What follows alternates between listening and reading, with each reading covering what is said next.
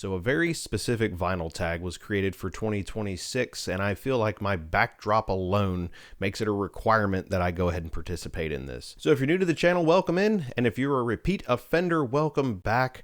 I'm Johnny, this is Channel 910, and this is a Beatles Vinyl Tag 2026.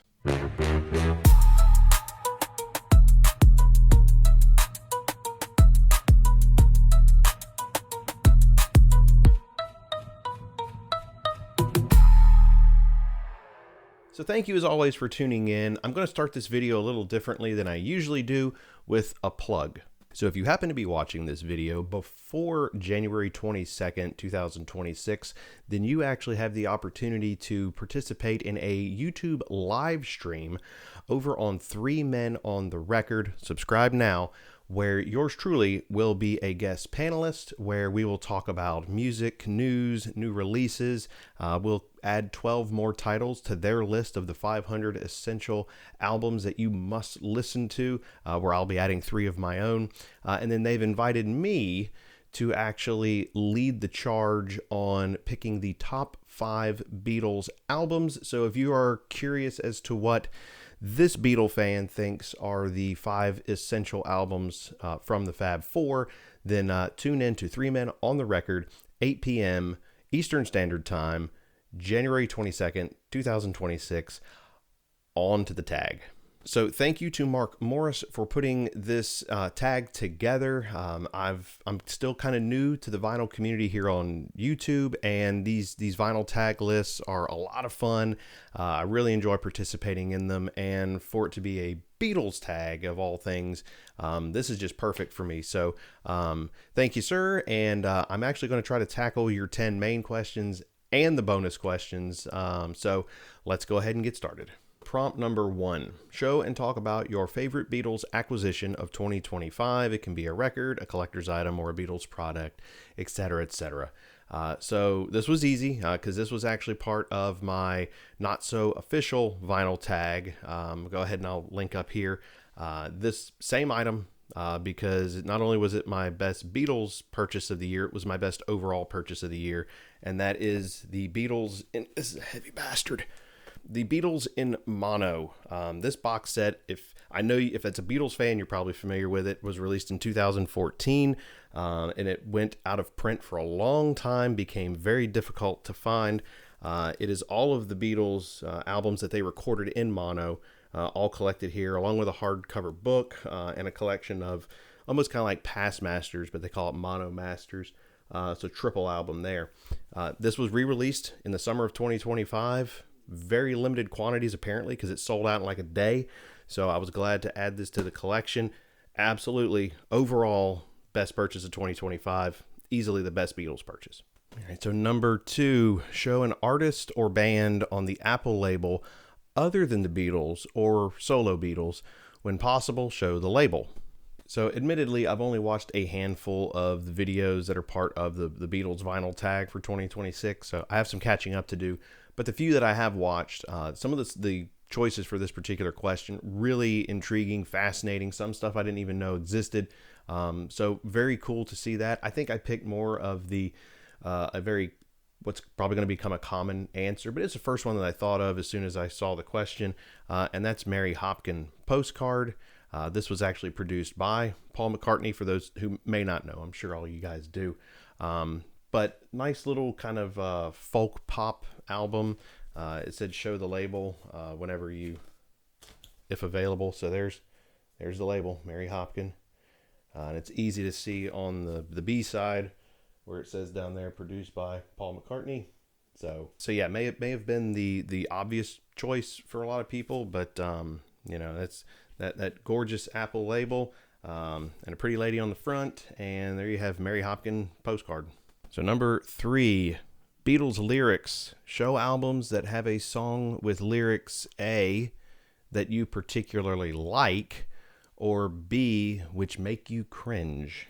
And so the first lyric I'm going to choose, and it's kind of, this is probably one of the more unfair questions of the entire vinyl tag, because depending on the day of the week, maybe even the hour of the day, depends on which Beatle lyric is your favorite, because there's far too many. But When this list hit my face and I had to make a choice really quick, the first one that came to mind, the lyric is, "There's nowhere you can be that isn't where you're meant to be."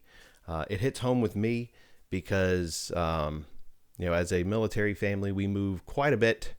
So you're constantly kind of wondering, like, is this the right move? Is this the right place? There's nowhere that you can be that isn't where you're meant to be. Wise words from John Lennon, came from the song All You Need Is Love. I know it said show the album. Technically, this is a single. It did, if you want to get technical and put it on an album, then you can go to the United States, and it did get put on Magical Mystery Tour. I'm just yanking these out of the mono box because it's right here beside me. It's just easier. All You Need Is Love for my favorite lyric, but the one that makes me cringe.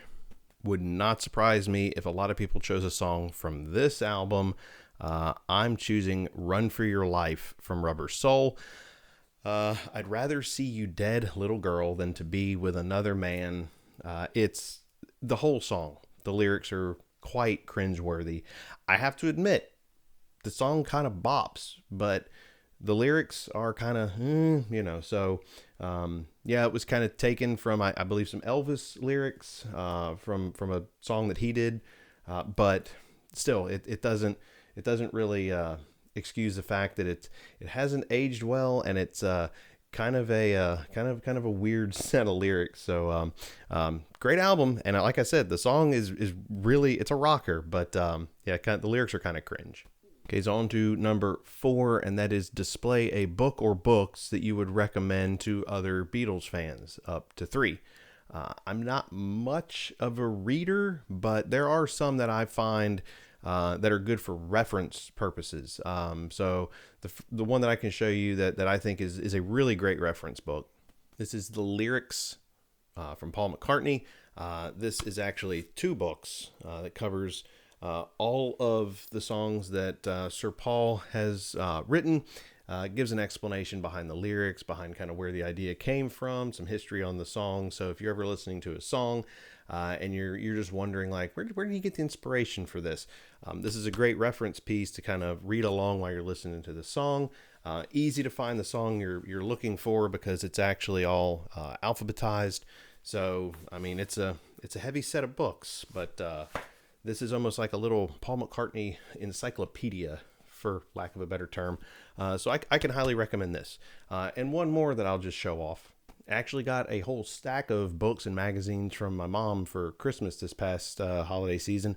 And this is one that I haven't really had a chance to read through yet. It is from 1964. This is vintage. Hard Day's Night. I don't know if it's just kind of the movie in like almost like novel form. This actually happened to come with some of the old trading cards were just like kind of lodged in here too. So some old photographs. So really, this was like just one of those cool pieces that someone's thinking about you and they grab you something like this, and I never asked for this, but it's super cool to add to the collection. So I'm looking forward to Hard Day's Night from the Beatles in book form. Number 5, Anthology Controversy. Did you buy the 2025 Anthology box set in any form? Discuss your decision. There's a chance that I ended up buying it. Yes, the Anthology box set did find its way to my home. I was one of the ones that, when this was released, I was actually kind of excited that we're getting a full box set treatment. This thing, it holds them all in there really nicely. It's a very, very sturdy box, which seems like the dumbest reason possible to buy the thing, but it's physical media, and to me, it displays nicer like this. I heard initially that they were going to be remixing like the Corey Men stuff. We were getting the new mixes of Free as a Bird and Real Love, which I may be in the minority in saying that I actually prefer the new mixes. The old ones, even though that stirs up the sense of nostalgia, because that's what I heard back whenever I was a wee teenager when they came out. That's how I've heard it for the last, 30 years. I like these new mixes.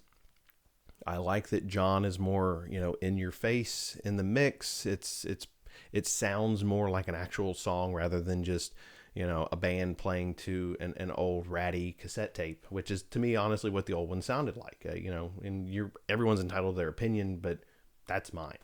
And as for the rest of the material on Anthology 4, some of it's really, really good, and some of it's, we've heard it before. If you've got, any of these box sets up here, it's kind of like just recycling. It's a cash grab by Apple, and I get it. They needed to pad it out somehow. So I know that there's been a lot of controversy, yes, over this box set, but ultimately it's one of those things where I'm a bit self-admittedly a completionist when it comes to this stuff, and I like the new mixes. I like the new packaging. The fact that there is an Anthology 4, even though it feels like it's kind of shoehorned in, yeah, I'll accept it. I did get the limited edition series that had the photos. So, these photos are super nice. They're very high quality. They're not photos that I had personally ever seen before. And they're very nice quality. So I was glad to, have these as part of the set as well. Particularly like this photo where you have George Martin over there on the edge. So these are really nice additions. Even though some people might say, oh, it's not worth the extra money that they charge to have that edition. You do with your money what you want. I'll do with my money what I want, and I chose to buy this box set. So yeah. Number 6. Name a solo Beatles song that you would have liked to see get a full Beatles treatment. In other words, all 4 Beatles working together to build up the song. Show the album on which the song is featured. There's actually a few songs that could have been a legitimate answer to this question, but one just kept sticking with me. The more I thought about this, I'm like, I can see this song really benefiting from the group doing it together. Not that the song's bad to begin with. I just think that it would be elevated to that next level, and that's Watching the Wheels from John Lennon off of the Double Fantasy album. This is one that I feel like if you throw some George slide guitar in there, you do some John Paul or even 3-part harmony during the chorus, it just kind of would lift that song up even more than it already is, being the great song that Watching the Wheels happens to be. It's the message behind the song too of not playing the game and no longer riding on the merry-go-round, and I think it was it's a symbolic song, not just for John, but at the time it was like, and everything was kind of slowing down for the boys, and which at the time were no longer boys, but it's I really just feel like for whatever reason that song would sound really cool as a full Beatles song. So my nomination, Watching the Wheels from John Lennon. If you have one, show a Beatles picture disc. Are you a fan of picture discs? Yay or nay? And if you don't have a picture disc, colored vinyl will work. I do have picture discs, more than I'd like to admit. So I just chose one that I thought, because here's the thing, picture discs are not to be really listened to, in my opinion. They don't have the best audio quality. They're there to be looked at. They're more of a decorative piece for some. So I chose one that I thought had kind of like a cool picture on it. And that would be the Beatles' hottest hits, even though they kind of look like they're freezing. This is considered their hottest hits. Backside of this shows the track listing. So, I mean, it's one that, the audio quality is not terrific. It's a nice little collection of songs. It's just one of those kind of cool pictures of the Fab Four that just works nicely on a picture disc. So there you go. No other reason that it looks neat. Number 8, for some reason, for some very strange reason, you are condemned to listen to just one Beatles compilation album for the rest of your days. What do you choose? Show the compilation. Admittedly, my first reaction to this was like Blue Album, like push all the chips in. That's the one. That's what I want. But I was like, you know what? Everyone, or at least probably most people, are going to choose the Blue Album because it's a very, very strong compilation. So it's like, well, what's something that's a little different that I actually truly do really enjoy listening to. And this is where I'm probably going to divide a lot of you, and you're probably going to be like, you're out of your mind. But I really enjoy listening to Love. This is not a standard Beatles compilation. It's a mashup album. If you've never heard this, I implore you to give this a chance. Don't look at it as like, oh, this isn't proper Beatles canon. It's all just kind of like this weird experiment, and it is kind of a weird experiment, but I love it. It puts more of a modern spin on a lot of Beatles tunes. It really shows you how well their material can kind of sound completely different on its own, but then really kind of fit together like a puzzle when it's all said and done. I really like this compilation, and it's got everything from I Want to Hold Your Hand all the way up to I Want You, She's So Heavy. It spans the entire career of the Beatles, and it puts it in such a way that you wouldn't expect it to work, but it works so well. My choice is Love. Hate it or not, I like it. Number nine. Do you feel there is an underrated Beatles song? If so, show the album on which it appears and explain why you feel it is underrated. So a song that I constantly feel gets overlooked. It's one that is not on the tip of the tongue for most Beatles fans, especially casual ones. I ran this one by my teenage son, who really does love the Beatles, and he was like, I've never heard this song before. And that song is this one right here. Oh no, I'm sorry, not that one. This one. You Know My Name, Look Up the Number. It's not on an album, which is why I'm showing you the single. So it is the B-side to Let It Be.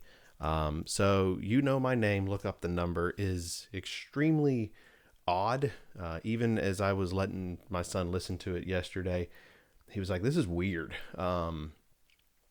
It shows that the Beatles could still have fun in the later years and come up with something that is still really, really musically interesting.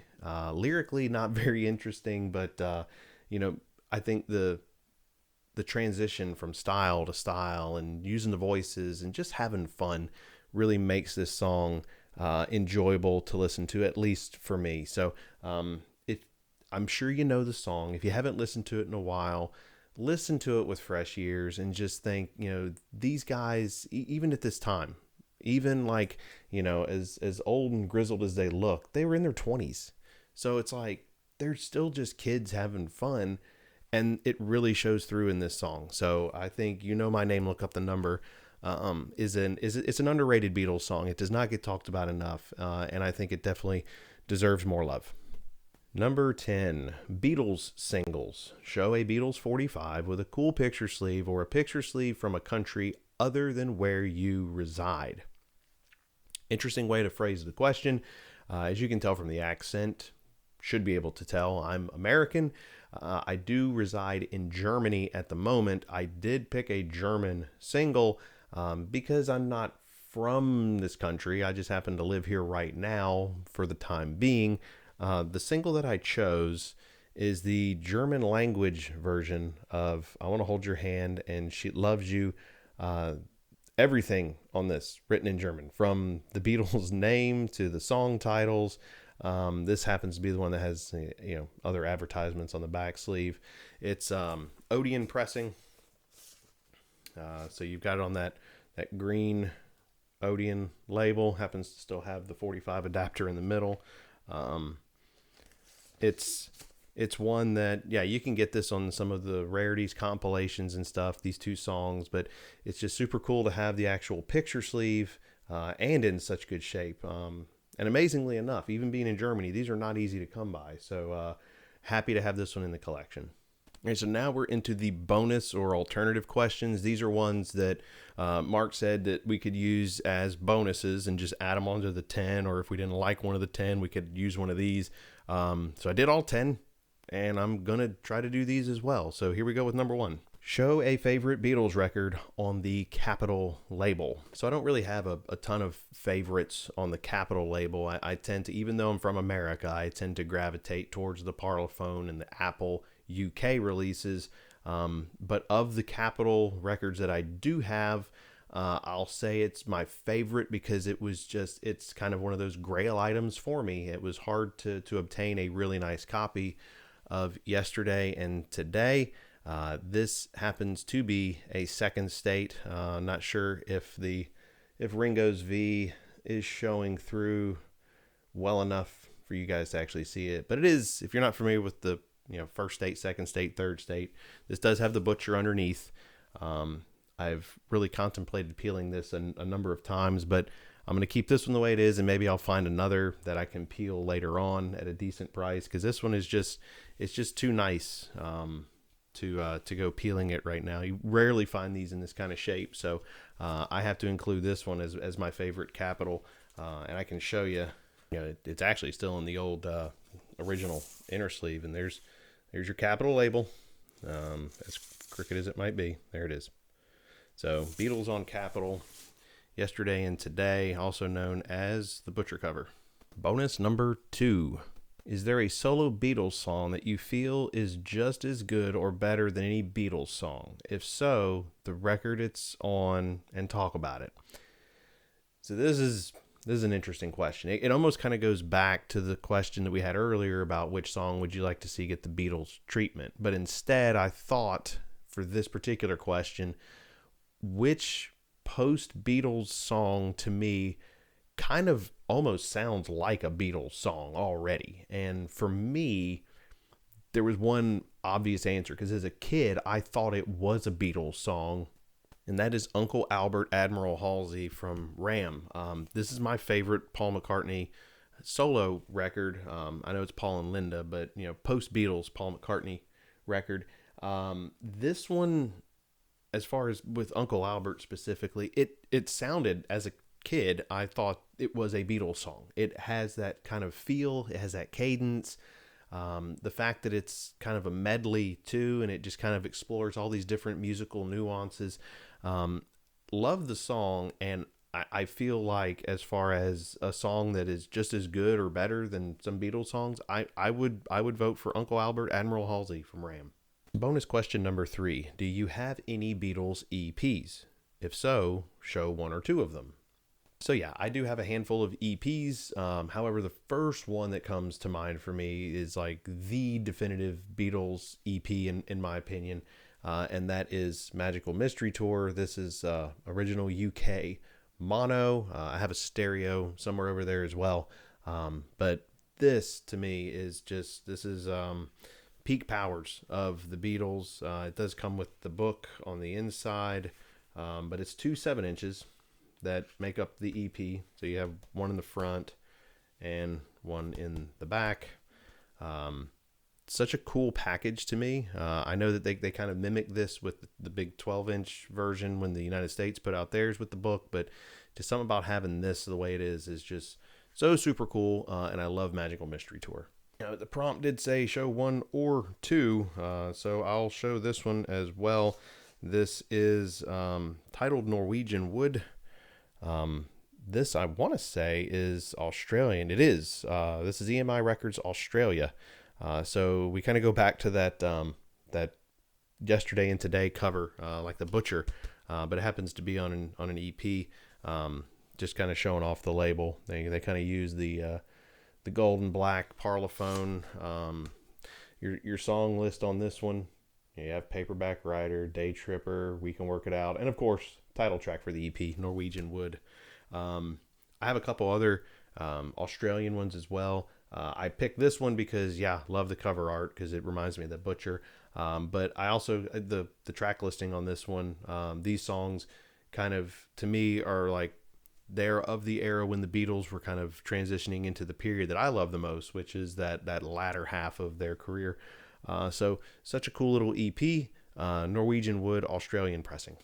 Bonus number 4. Is there a particular Beatles song or album that brings back a specific strong memory for you? If so, feel free to share. If not, relate to a time when you first realized you were becoming a Beatles fan?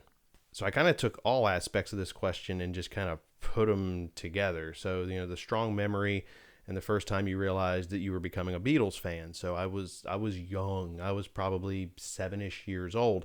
My parents had the stereo system that was like the rack with like, the turntable and the tuner and the equalizer and the tape deck and all the components and the big speakers on the side and the big set of headphones that had like almost looked like the telephone cord, the curly cord coming out of it. I remember wearing those headphones, and I would sit in front of this like hi-fi stack and play this one record. It was my mom's record that I could not get enough of this album, these songs, the way that this thing just flowed. It was mesmerizing, and it not only kind of like really turned me on to music in general, but most definitely to the Beatles. And if you've known me for any amount of time, you know what I'm about to hold up here. And that is Sgt. Pepper's Lonely Hearts Club Band. This is like a US, I don't even think it's an original pressing, but it's the one that, literally the one that I sat in front of that record player with so many years ago and spun nonstop. I'm surprised the thing still even plays. I wore that thing out. This album, absolutely. I mean, you can see from up here, it's like I have an affinity for Sgt. Pepper. Maybe one day I'll do a video on all my different Sgt. Pepper variants that are in my collection, but that's story for another day. And bonus question number 5 is shout out some of your favorite Beatles vinyl channels. Like I said at the beginning of this, I'm still really kind of new to the vinyl community. My watching habits tend to be limited, with a busy lifestyle, but I do try to catch some stuff from time to time. I'm going to just shout out for this particular question, number 1, Mark Morris, for even putting this thing together. Watched a couple of his videos. It's really good stuff. Very honest YouTuber. So definitely give Mark Morris your subscription if you haven't already. And I have to say, as far as Beatles channels on YouTube, it's kind of the obvious answer. And I guarantee if you're a Beatles fan, you're already watching this guy's videos. You're already subscribed. But Andrew over at Parlogram, as jealous as I am of his amazing collection, he's a wealth of knowledge, and he is very interesting to watch, to learn not only about the records themselves, but the stories behind the records and like how everything kind of came to be, and more of the lore behind these Beatles and their albums. So Mark Morris and Parlogram here on YouTube, both great channels that deserve your subscription. So that's all you're going to get from me for the Beatles tag for 2026. Looking forward, honestly, to the next one next year with some new questions and some new answers. This was a lot of fun. I love showing off the Beatles collection and talking about the Fab Four. So any opportunity I get, I'm all over it. So if you could, guys, like, subscribe, share, comment below.